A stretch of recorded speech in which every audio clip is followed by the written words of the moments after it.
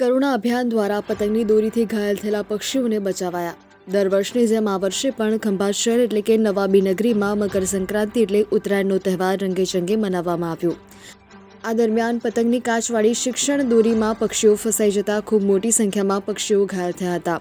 ઉત્તરાયણના તહેવાર દરમિયાન પક્ષીઓની સુરક્ષા માટે રાજ્ય સરકાર દ્વારા તારીખ 10 થી 20 જાન્યુઆરી સુધી કરુણા અભિયાન 2025નો પ્રારંભ કરવામાં આવ્યો હતો।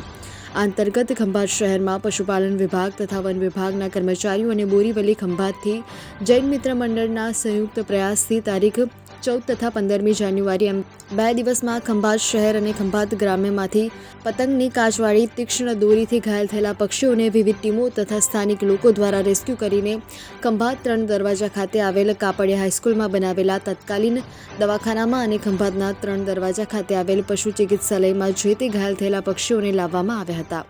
લાવેલા આ પક્ષીઓને પૂરેપૂરી સારવાર મળે તે માટે બધી જ પ્રકારની સાધન સામગ્રીથી લઈ ડોક્ટરની ટીમ સુધીની વ્યવસ્થા કરવામાં આવી હતી।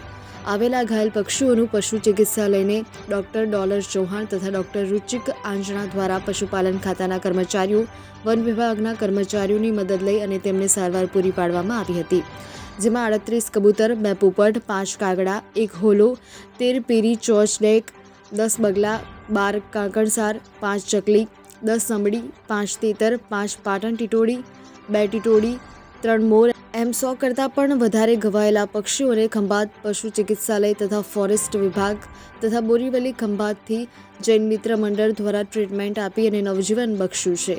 હજી આ કરુણા અભિયાન 20 તારીખ સુધી ચાલનાર છે।